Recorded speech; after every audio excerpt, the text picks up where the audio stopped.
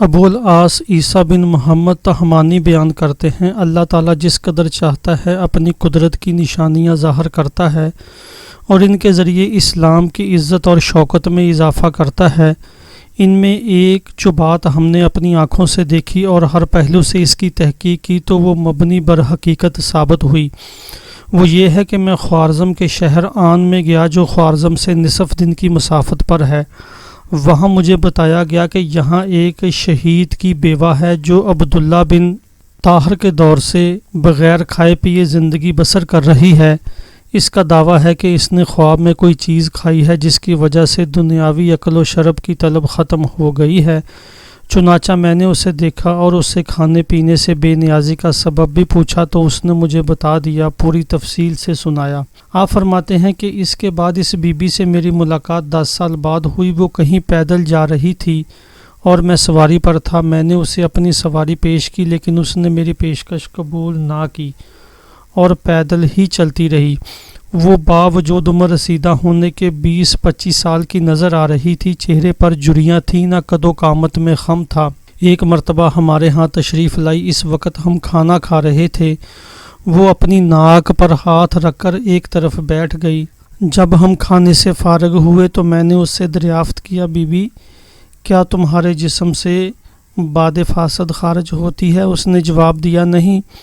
میں نے پوچھا، کیا تمہیں مخصوص ایام آتے ہیں؟ کہا، یہ عارضہ عرصے سے منقطع ہے۔ میں نے پوچھا، کیا تجھے مردوں سے متعلق عورتوں کی سی خواہش پیدا ہوتی ہے؟ اس نے کہا، کیا مجھ جیسی خاتون سے اس طرح کی بات پوچھتے ہوئے تمہیں شرم نہیں آتی؟ میں نے معذرتاً کہا، کوئی حرج نہیں، بسا اوقات کسی کے پوچھنے پر بتانا پڑ جاتا ہے۔ اس نے کہا، بالکل نہیں۔ میں نے پوچھا، کیا آپ کو نیند آتی ہے؟ اس نے کہا، ہاں مجھے نیند آتی ہے۔ میں نے کہا، آپ کو نیند میں کیا کچھ نظر آتا ہے؟ اس نے بتایا، جو کچھ دیگر لوگوں کو نظر آتا ہے۔ میں نے پوچھا، کیا کھانا نہ کھانے کی وجہ سے بدن میں کمزوری محسوس نہیں ہوتی؟ اس نے بتایا کہ جب سے میں نے وہ کھانا کھایا ہے آج تک بھوک کا احساس بھی نہیں ہوا۔ یہ بی بی صدقہ قبول کر لیتی تھی، اس لیے میں نے پوچھا، صدقہ و خیرات کو آپ کس استعمال میں لاتی ہیں؟ اس نے بتایا، میں اپنے اور اپنے بچوں کے کپڑے خرید لیتی ہوں۔ میں نے پوچھا، کیا آپ کو ٹھنڈک اور سردی لگتی ہے؟ اس نے بتایا، ہاں سردی لگتی ہے۔ میں نے پوچھا، کیا پیدل چلتے وقت آپ کو تھکاوٹ لاحق ہو جاتی ہے؟ اس نے بتایا، ہاں۔ کیا میں انسانوں میں سے نہیں ہوں؟ میں نے پوچھا، کیا آپ کو نمازوں کے لیے وضو کرنا پڑتا ہے؟ اس نے کہا، ہاں۔ میں نے پوچھا، کیوں؟ اس نے جواب دیا، مجھے فقہائے کرام نے وضو کرنے کا حکم دیا ہے کیونکہ نیند بھی وضو توڑ دیتی ہے۔ عبداللہ بن عبد الرحمن فرماتے ہیں کہ میں بھی بچپن سے اس بی بی کا تذکرہ سنتا تھا اور میں نے اپنے طور پر اس کے معاملہ کی تحقیق بھی کی، لیکن مجھے کوئی ایسا عذر نہ ملا جس سے اس کے دعوے کو جھٹلا سکوں، کیونکہ وہ بی بی اپنے عمل اور کردار کے اعتبار سے مثالی خاتون تھی۔ چنانچہ ایک مرتبہ علاقے بھر کے لوگوں نے اس بی بی سے اصل صورتحال معلوم کرنے کے لیے میری ڈیوٹی لگائی۔ میں بذات خود اس بی بی کی خدمت میں حاضر ہوا، اس سے سوال کیا تو اس نے بتایا، میرا نام رحمت بن ابراہیم ہے، میرا شوہر بڑائی تھا اور اپنے ہاتھ سے کما کر گھر لایا کرتا تھا، اپنے بیوی بچوں کا پیٹ پالتا تھا۔ آج سے کئی سال قبل وادی جیہون کے پار وسطی ترکستان کے غز ترکوں کا خونخوار اور لٹیرا حکمران اکتائی خاں تھا جو ہمیشہ ریاستوں پر شب خون مار کر مال و اسباب لوٹ لیا کرتا تھا۔ آس پاس کے کمزور امراء اس کی لوٹ مار کے خوف سے سہمے رہتے تھے اور اسے خراج بھیجا کرتے تھے۔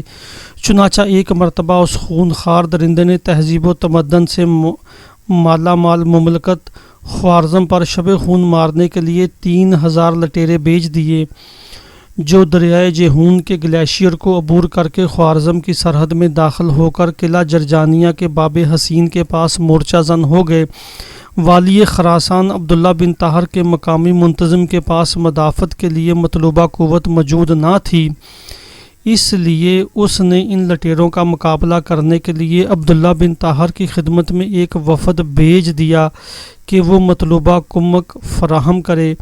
اس دوران نوجوان مجاہدوں نے قلعہ کی فصیل سے باہر نکل کر کفار پر حملہ کر کے انہیں تتر بتر کر دیا۔ اگلے دن وہ دوبارہ منظم ہو کر مسلمانوں پر ٹوٹ پڑے۔ مسلمان مجاہدین भी जान तोड़ कर लड़े और भूख प्यास और थकावट के बावजूद दुश्मन को 1 इंच भी आगे ना बढ़ने दिया। इस दौरान काफ़ी सारे लोग ज़ख्मी हो गए। जब रात हुई तो दोनों फरीक सस्ताने की गरज से अपने अपने ठिकानों पर चले गए। जब अगला दिन हुआ तो अब्दुल्ला बिन ताहर का कमांडर मीकाईल अपनी फ़ौज लेकर मैदान कारज़ार में पहुंच गया। फिर इस गुमसान का रन पड़ा कि मैदान जंग ज़ख्मियों और मकतूलों से भर गया। इस रोज़ शाम के वक़्त 400 लाशें किला में लाई गईं। ये मंज़र देखकर किला में कोहराम मच गया। चारों तरफ से आहो बका जारी हो गई। ख़वातीन रोने पीटने लगीं और बच्चे सहम सहम कर दीवारों से लग गए। इन मकतूलों में मेरा नौजवान शौहर भी था। जब उसकी लाश मेरे सामने रखी गई तो मैं भी नौजवान मस्कीन औरतों की तरह आहो फगा करने लगी, क्योंकि मेरी ज़िंदगी का जारी सहारा वही था जो बच्चों के लिए कमा कर लाता था। मेरे अजीज़ो अकारब और हमसाए जमा हो गए और मुझे हौसला देने लगे, लेकिन मेरे ज़बत के बंद टूट चुके थे और आंसू थमने में ना आते थे। बच्चे मारे भूख के बिलक बिलक कर रो रहे थे और घर में इन्हें खिलाने के लिए कुछ भी न था। ये मंज़र देखकर मुझे इस कदर सदमा हुआ जो बयान नहीं किया जा सकता। मैं चारपाई पर लेट कर रो रही थी कि मुझ पर नींद तारी हो गई। मैंने अपने आप को ख्वाब में यूँ देखा कि पत्थरों और कांटों वाली खूबसूरत ज़मीन में अपने शौहर की तलाश में मारी मारी फिर रही हूँ। इसी दौरान मुझे किसी आदमी ने पुकार कर कहा, दाएं तरफ का रास्ता इख्तियार कर।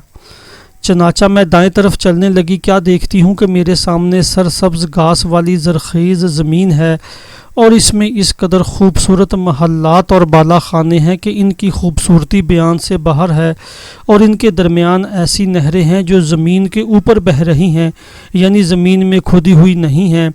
मैं चलती चलती एक सब्ज़ पोश जमात के पास पहुंची जो दस्तरखानों पर खाना खाने में मसरूफ़ थी और इन पर नूर व जमाल छाया हुआ था। मैंने गौर से देखा तो ये लोग वही थे जो गुज़श्ता रोज़ के मार्के में शहीद हुए थे। मैंने अपने शौहर को तलाश करना शुरू कर दिया।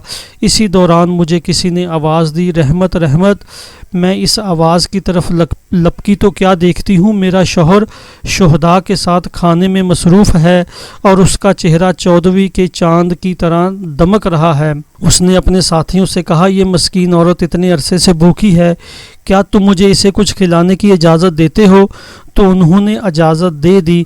चनाचा मेरे शौहर ने मुझे एक टुकड़ा पेश किया जो बर्फ़ से बढ़कर सफ़ेद, शहद से बढ़कर शीरीं और मक्खन से ज़्यादा नरम था।